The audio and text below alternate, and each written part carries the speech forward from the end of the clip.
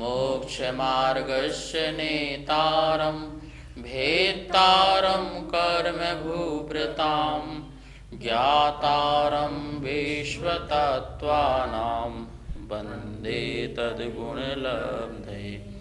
मङ्गलं भगवान् वीरो मङ्गलं गौतमो गणी मङ्गलं कुन्दकुन्दार्यो जैन धर्मोस्तु मंगलम। तत्वार्थ सूत्र एक महान ग्रंथ है। आचार्य कुंद देव के पट्ट शिष्य आचार्य उमा स्वामी द्वारा यह विक्रम की प्रथम शताब्दी में लिखा गया। इसकी शैली सूत्रात्मक है, भाषा इसकी संस्कृत है। 10 अध्यायों में यह विभाजित है। 7 तत्वों का जिसमें बहुत अच्छी तरीके से वर्णन है। हम सभी लोग द्वितीय अध्याय में 5 भावों को देख रहे थे। जीव के 5 भाव, औपसमिक भाव, छायिक भाव, छायोपसमिक भाव, औदिक भाव और पारिणामिक भाव। ये 5 भावों में हम सभी लोगों ने अभी तक 3 भावों को अच्छी तरह से देख लिया है। अब हम सब लोग छायोपसमिक भाव के बाद औदिक जो भाव है उसको देखना है।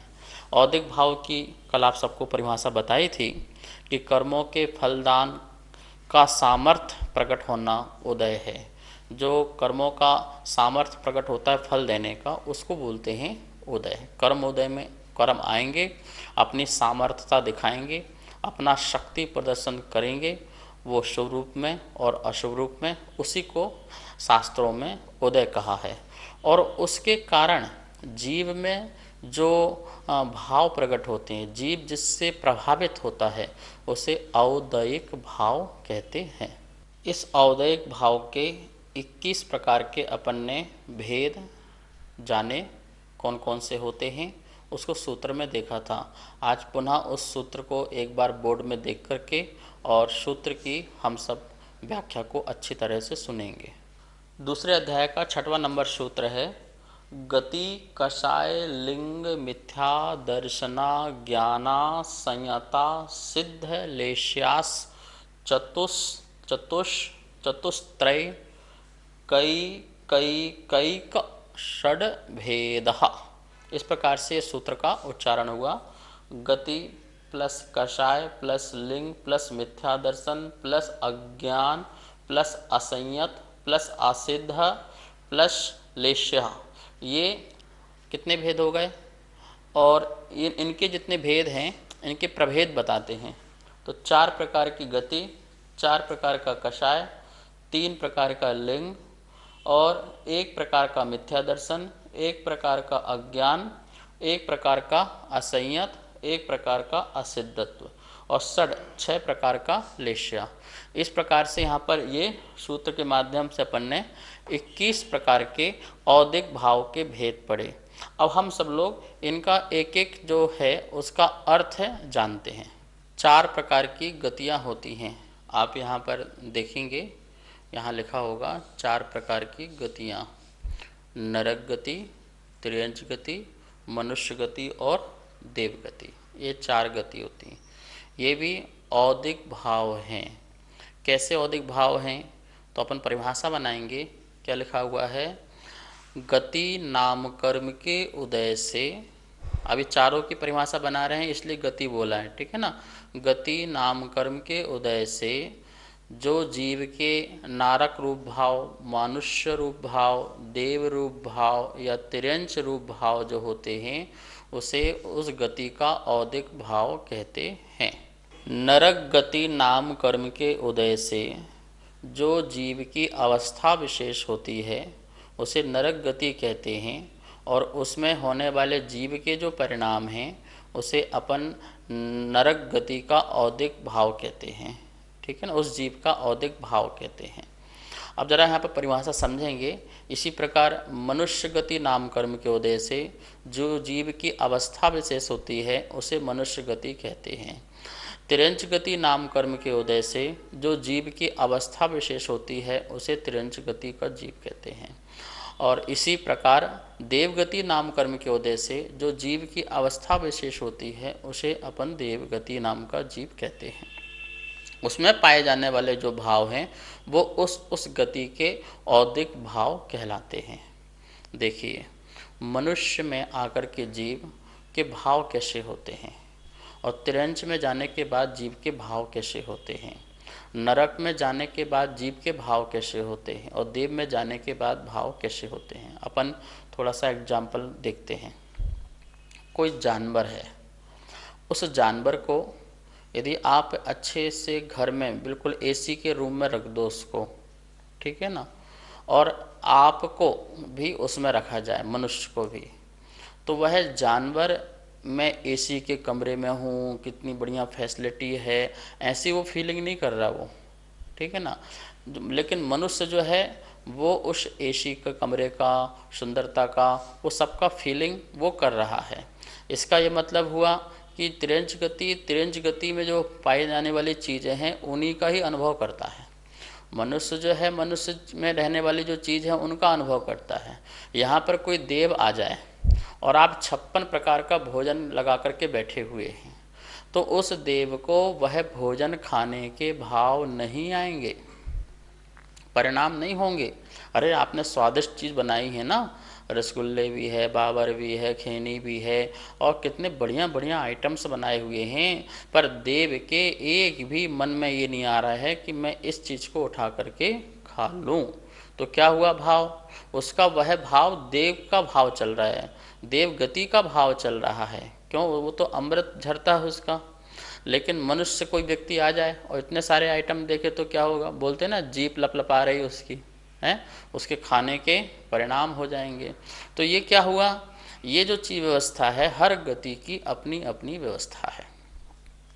गाय के सामने नोटों की गड्डी रख दो, ठीक है, और एक तरफ उसके लिए पशु आहार रख दिया जाए। अब बताइए वो उसका मुंह कहाँ पे जाएगा, क्या खाने की सोचेगी वो? क्या वो पैसों की गड्डी को देख करके बहुत खुशी होगी, देखो यार मैं करोड़पति है, मेरे पास इतना सारा पैसा, इतनी खुशी उसको मिलेगी क्या? ले गाय तुझे 1 करोड़ पे दे रहे हैं, तो इसको रख, खुश हो जा, वो खुश थोड़ी होगी।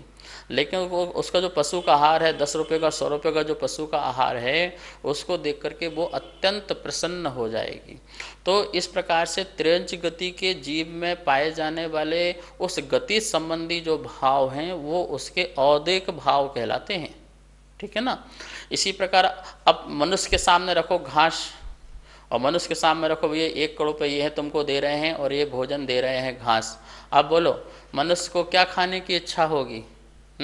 बोले घास भैया ये तो जानवर का भोजन है, ये पैसे जो है मुझे दो। उसको इतनी प्रसन्नता होगी पैसों को देख करके, कागज़ की गड्डियों को देख करके बड़ी अत्यंत खुशी होगी, उसे आनंद प्रकट होगा, और उसकी तो सोचेगा मेरी निर्धनता दूर हो गई।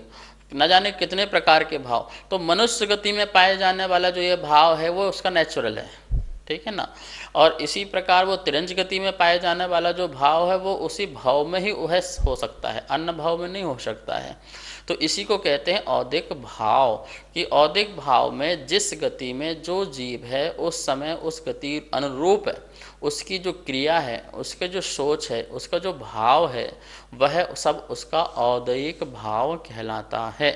इसलिए यहाँ पर औदिक भाव को पहले नंबर में लिखा गति। नाम कर्म की प्रगति है गति, कौन से की है? नाम कर्म की। इस नाम कर्म की जो गति है इसमें बहुत सारे और भी समाविष्ट हो जाएंगे, उसको आगे चल के अपन बताएंगे कि नाम कर्म में ऐसे बहुत सारे कर्म जो सबका ही उदय चलता है, तो सबको यहाँ क्यों नहीं लिया? तो मैंने आपको एक कारण तो पहले बता दिया था कि यहाँ पर जीव विपाकी कर्म प्रगति लेना, जो जीव को फल मिले, जो शरीर आदि को पुद्गल को फल मिले, उसको अपन को यहाँ पर नहीं लेना है, ठीक है ना। और जो और भी जीव विपाकी कर्म प्रवृत्तियाँ हैं जो इसमें नहीं आई हैं उसको अपन इसमें समाविष्ट आगे आगे करेंगे। इस प्रकार से यहाँ पर आपने गति नाम कर्म का उदय से जो जीव की अवस्थाएं होती हैं उस गति में ये उसका औदिक भाव कहलाता है। नमस्ते आचार्य श्री। मनुष्य गति में पाने वाला जो औदिक भाव है उससे हमें क्या क्या लाभ हो सकते हैं? मनुष्य गति संबंधी जो औदिक भाव है उस औदिक भाव में मेरा स्वरूप क्या है, मैं अपने को जान सकता हूँ, अपने को पहचान सकता हूँ।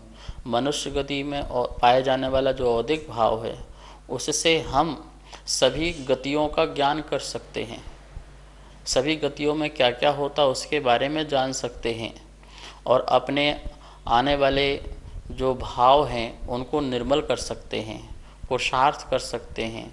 संयम और जो साधना है उसमें भी हम आगे बढ़ सकते हैं। ठीक है ना।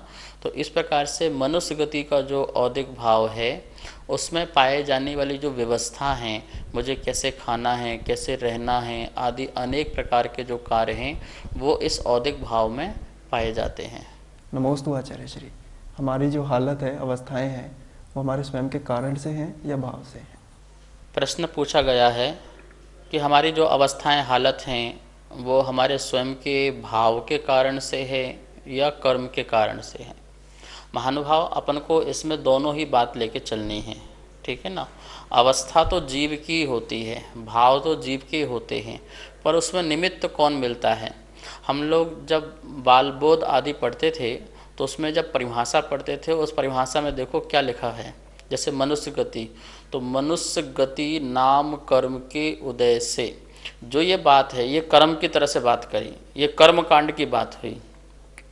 और फिर दूसरी बात है जीव की जो अवस्था है, और ये अवस्था बात कही जीव कांड की तरफ से। आपने दो पढ़े होंगे ना, जीव कांड और कर्म कांड। जिसमें कर्म का वर्णन है वो कर्म कांड, और जिसमें जीव के भावों का वर्णन है उसे जीव कांड। तो एक ही परिभाषा में दोनों चीज़ आ गई। मनुष्य गति नाम कर्म के उदय से, तो ये कर्म कांड की तरफ से, मतलब कर्म निमित्त हो गया। यदि ऐसा कर्म का निमित्त नहीं होगा तो जीव की वैसी हालत भी नहीं होगी। और यहाँ पर बोले कर्म, मनुष्य गति नाम कर्म के उदय से, जो जीव की अवस्था होती है, जो जीव के भाव होते हैं, जो परिणाम होती है, जो हालत होती है, जो दशा होती है, जो क्रिया होती है, जो पर्याय होती है, वो सब की सब जीव का ही अपना भाव होता है। तो एक जीव का तरफ का भाव, एक कर्म का निमित्त। तो ये दोनों निमित्त निमित्त संबंध, ऐसे कर्म का उदय ना आता ना ऐसा जीव का ऐसा परिणाम होता। तो जीव कर्म निमित्त हो गया और आत्मा नैमित्तिक रूप से इस प्रकार से कार्य। संसार में दोनों ही चीज़ चलती हैं। फिर इसके जो भाव हुए उतार चढ़ाव, उससे कर्म बंधा तो फिर कर्म बंधा गया, फिर उदय में आएगा। ये व्यवस्थाएं संसार में निरंतर चलती रहती जब तक संसार में जीव अज्ञान दशा में संसार में भ्रमण करता है। तो इस प्रकार से अपन ने देखा अवस्थाएं जो हैं वो जीव की अपने स्वयं की निज शक्ति है, और उसमें निमित्त जो मिला वो कर्म की शक्ति का निमित्त मिला। और ऐसे ही हर गति में अपन को लगाना है। हर गति में, नरक गति में कोई जीव गया तो नरक गति नाम कर्म के उदय से, तो उस उदय से वो जीव की हालत जो हुई वहाँ पे मार काट, एक दूसरे को मारना काटना, लड़ना झगड़ना, और इस पे यही कार्य वहाँ पे 24 घंटे हैं। ठीक है ना।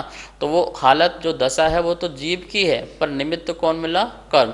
तो हम ये कह सकते हैं कर्माधीन अवस्थाएं गति की हैं, जिससे जीव के ऐसे औदिक भाव रूप परिणाम उसके होते हैं। अब औदिक भाव में हमारा गति हो गया। अब कषाय को लेते हैं। तो यहाँ पर देखेंगे ये 4 प्रकार की यहाँ पर कषाय लिखी हुई है, और उसकी परिभाषा कैसे बनाएंगे। कषाय कर्म के उदय से, किसे?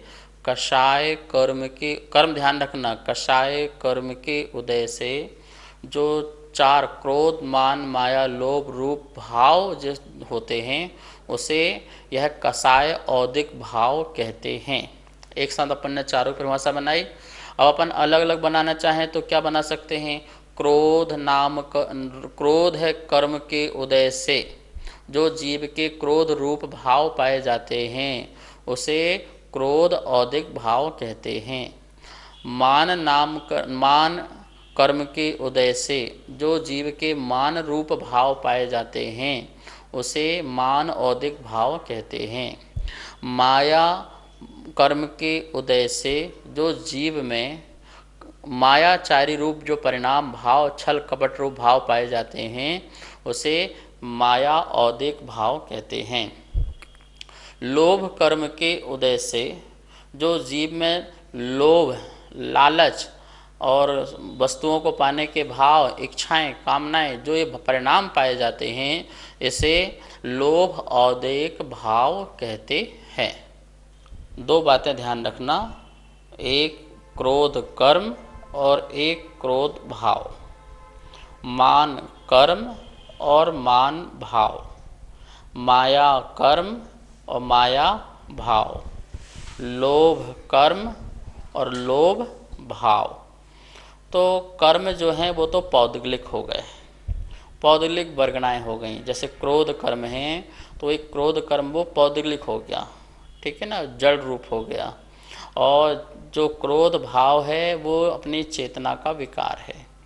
ये अपने जो चारित्र जो गुण हैं, उस चारित्र गुण की विकारी पर्याय है, विकृत पर्याय है, विभाव पर्याय है, विषम पर्याय है। ये हमारे चेतना की तरफ से उठने वाली विकारी पर्याय है।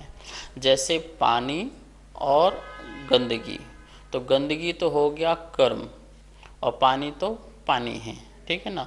जैसे ही गंदगी को पानी में डाला, धूल मिट्टी को पानी में डाला, या अपन कोई कलर ले लो, पानी है उसमें अपन ने कोई काली रंग डाल दिया, काला रंग डाल दिया, तो पानी कैसा हो गया, बिल्कुल काला। जैसे आप कोक पीते हैं, कोका कोला पीते हैं काला, तो उसमें कलर डाल दिया तो वो क्या हो गया, काला।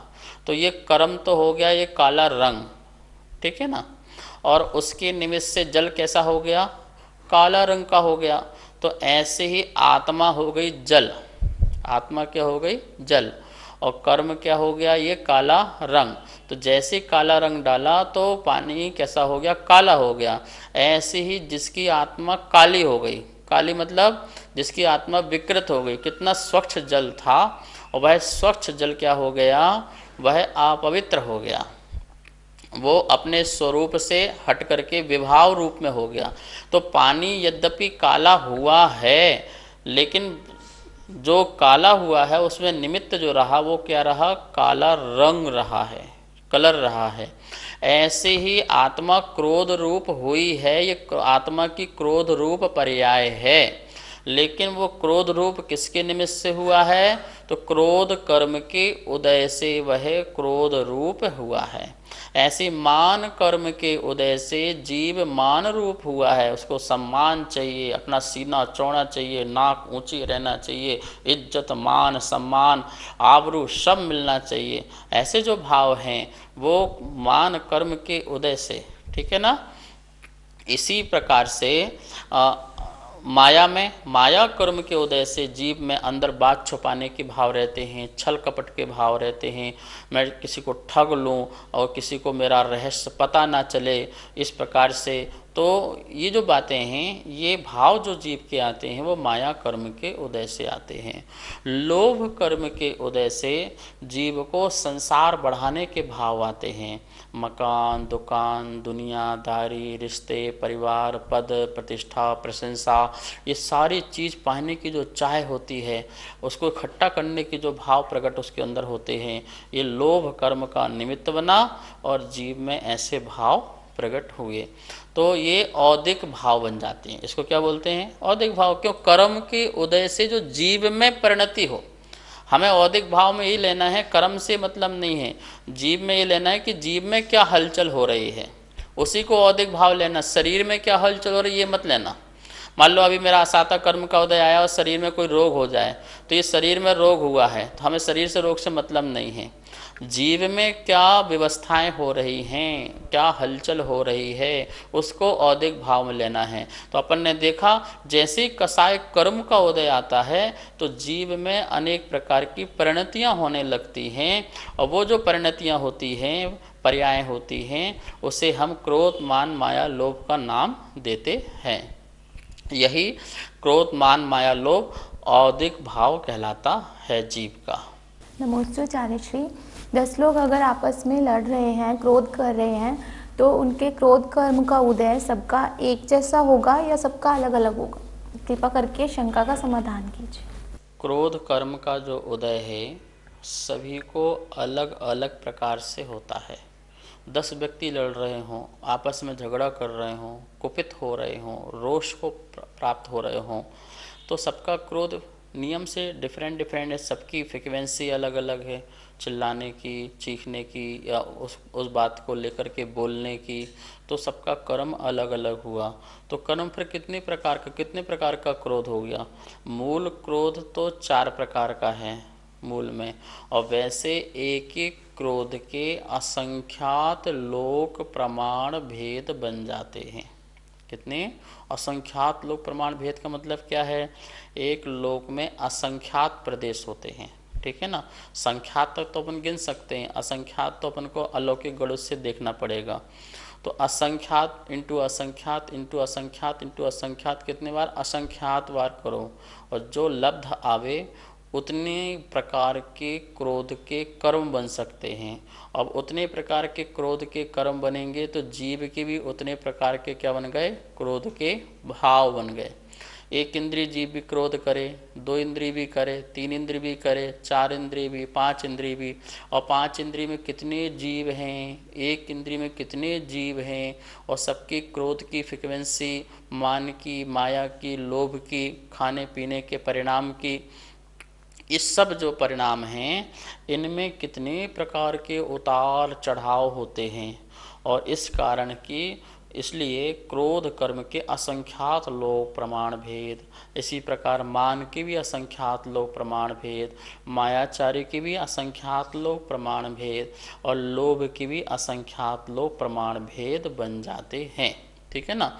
अपन मूलतः यदि क्रोध मान माया लोभ को संक्षेपीकरण करें तो अपन 4 प्रकार का क्रोध कह सकते हैं, 4 प्रकार का मान, 4 प्रकार का माया और 4 प्रकार का लोभ कह सकते हैं, जो अलग अलग गुण स्थानों की विवक्षा से अलग अलग होता है। मिथ्या दृष्टि को भी क्रोध मान माया लोभ होता है, एक सम्यक दृष्टि जो जीव है उसको भी क्रोध मान माया लोभ होता है, और एक जो एक देश वृत्ति संयमी है उसको भी क्रोध मान माया लोभ होता है, और एक जो मुनिराज हैं उनको भी क्रोध मान माया लोभ होता है। पर इन सब में क्या होता है? अंतर आ जाता है। मिथ्या दृष्टि क्रोध करे, मान करे, तो वो उसके कितने बुरे संस्कार उसके अंदर हो सकते हैं। एक सम्यक दृष्टि भी क्रोध करे तो थोड़ा सा कम संसार का संस्कार होगा, और एक व्रति जो क्रोध करे उससे और कम संसार का संस्कार बनेगा। और यदि मुनिराज क्रोध मान माया लोभ करें तो उनका संसार का अंत भी हो जाना चाहिए। इस प्रकार से देखा जाता है कि वो किस किस प्रकार से क्रोध की कैटेगरी चेंज होते जा रही है। अब मिथ्या दृष्टि में भी असंख्यात लोग प्रमाण के क्रोध करने वाले हो जाएंगे, असंख्यात लोग प्रमाण सम्यक दृष्टि के भी क्रोध हो जाएंगे। कितने सम्यक दृष्टि, सबके कितने कितने कितने प्रकार के क्रोध, हर बार अलग अलग क्रोध। हम सब भी जो क्रोध करते हैं वो दोबारा आप वैसा कर सकते हो क्या? नहीं कर सकते। उसमें भी क्या हो जाएगा? अंतर आ जाएगा। आपने अभी मान किया और वो मान, दूसरा मान भी कैसा हो जाएगा? वो चेंज हो जाएगा, उतना उसमें अंतर बहुत ज़्यादा आ जाएगा। तो इस प्रकार से उतार चढ़ाव इन कसायों के कारण बहुत सारे जीव के भाव बनते रहते हैं। प्रति समय हमारे अंदर कसाएं चल रही हैं, कभी क्रोध, कभी मान, कभी माया, कभी लोभ। संसार अवस्था में 10वें गुण स्थान तक ऐसा कोई जीव नहीं है जिसके कोई कसाय का उदय नहीं चल रहा हो। तो हम सबका बिना कसाय के एक पल भी नहीं है। आप सो रहे हो तो कसाय, जाग रहे तो कसाय, उठ रहे तो कसाय, और उसमें जरूर कसाय कर्म का उदय नियम से होगा। और उस उदय से जो जीव की अवस्था हो रही है, भाव हो रहे हैं, उसी को यहाँ पर औदयिक भाव कहा है। महानुभाव, अभी कर्म का उदय तो चलता रहेगा, तो हम क्या करें? हमें जब कर्म का उदय कसाय का कम रूप में हो, मंद रूप में हो, तो उस समय तत्व का चिंतन करो, ध्यान साधना तब करो, और फिर तीव्र कर्म का उदय आए तो वो हमारी साधना काम आए उस तीव्र कर्म के उदय के समय, जिससे हम अपने आप को संभाल सकें, अपने परिणामों को संभाल सकें, और अपने मोक्ष मार्ग आदि को क्या कर सकें? प्रशस्त कर सकें, अपने मोक्ष के मार्ग में चल सकें, मुक्ति की राह में चल सकें, कर्म की निर्जरा कर सकें, यही हमारा सम्यक पुरुषार्थ होगा। क्रोध, मान, माया, लोभ उत्पन्न ना हो, यही सबसे बड़ा हमारा अनंत पुरुषार्थ है। काम आदि करना पुरुषार्थ नहीं है। कषाय उत्पन्न न हो, कर्म तो उदय में आए और हमें कषाय उत्पन्न न हो, यही हमारा क्या बोलते कि सबसे बड़ा पुरुषार्थ है, जिसे हमें करना चाहिए। आगे के जो शेष औदिक भाव हैं उसे कल देखेंगे। संतोष पाटनी, रोहिणी सेक्टर 3, दिल्ली। आपका प्रश्न है कि हमारे में क्षयोसम भाव है, यह कैसे हमें अनुभव हो। जब तक हमारा ज्ञानावर्णी कर्म का क्षयोपशम नहीं होता है तो हमें समझ में कुछ नहीं आ सकता है। आपको समझ में आ रहा है, यही आपका क्षयोपशमिक भाव है। दर्शनावर्णी कर्म का आपका क्षयोपशम है, तभी आपको भगवान का दर्शन या किसी को दृष्टि से देखने की शक्ति प्रकट हुई है। तो यही तो आपका क्षयोपशमिक भाव है। आपके अंदर जो उपवास करने की, व्रत करने की जो शक्ति प्रकट है, आपके अंदर जो उत्साह है, यह अंतराय कर्म का क्षयोपशम है, तभी तो आपके अंदर इस प्रकार के कार्य हो रहे हैं। तो यही अनुभव लेना है कि हमारा कर्म का क्षयोपशम है, इसलिए हमसे ये कार्य हो रहे हैं। इसलिए इस क्षयोपशम भाव के अनुभव को आप उपयोग करके अपनी आत्मशक्ति बढ़ा करके और धर्म ध्यान में लगें। शिखर चंद जैन, जयपुर। आपका प्रश्न है कि एक इंद्रिय को स्पर्शन इंद्रिय का क्षयोपशम होता है और उसके मन और अन्य इंद्रियां नहीं होती हैं, तो क्या उनका सर्वघाती का कर्म का उदय होता है। पहले बात तो अपन ये समझ लें कि ज्ञानावरण में जो चार जो ज्ञान हैं, मति, सुध, अवधि और मनःपरय, ये जो है देशघाती, और केवल ज्ञान जो है, केवल ज्ञानावरण जो है वह सर्वघाती प्रगति है। पहली बात मूल रूप से। और मति, सुध, अवधि, मनःपर्याय में भी जब अपन जगन स्पर्धक की बात करते हैं तो वो देशघाती, और जब उत्कृष्ट स्पर्धक की बात करते हैं तो उनमें भी सर्वघाती का भाव बन जाता है। मति ज्ञानावरण कर्म के जगन स्पर्धक से लेकर के आगे बढ़ते बढ़ते उत्कृष्ट स्पर्धक तक जाते हैं तो वो उत्कृष्ट देशघाती बनता है। और उत्कृष्ट जगन्य स्पर्धक की अपेक्षा से जो उत्कृष्ट देशघाती है वो उसके लिए सर्वघाती होता है। अब रही स्पर्शन मति ज्ञानावरण कर्म का क्षयोपशम जिस एक इंद्रिय जीव को पाया जाता है, तो उसके नियम से मन संबंधी और चार इंद्रिय जो शेष बची हैं उस संबंधी उसका जो मति ज्ञानावरण कर्म का जो उत्कृष्ट देशघाती स्पर्धक हैं उसका उदय होने के कारण तत्संबंधी ज्ञान उसको नहीं हो पाता है। हम उसे उत्कृष्ट स्पर्धक को जगन्य स्पर्धक की अपेक्षा से सर्वघाती कह सकते हैं। और वैसे सिद्धांत में मति ज्ञानावरण जो है स्पर्धक वो देशघाती प्रगति है। तो इस प्रकार से एक इंद्रिय स्पर्शन मति ज्ञानावरण क्रम का क्षयोपशम जिसको है उसके लिए शेष इंद्रियों मन संबंधी है, उसके लिए हम सर्वघाती का उदय कह सकते हैं एक अपेक्षा से। वैसे उसे अपन कहेंगे उत्कृष्ट देशघाती स्पर्धक कर्म प्रगति का उदय। जावाणी के ज्ञान से सूझे लोकालोक, सो वाणी मस्तक धरूं सदा देत हो धोख। हे जिनवाणी भारती तो हे जपो दिन रेन, जो तेरा सरना धरे सो पावे सुख चैन। सभी को बहुत बहुत मंगल आशीर्वाद।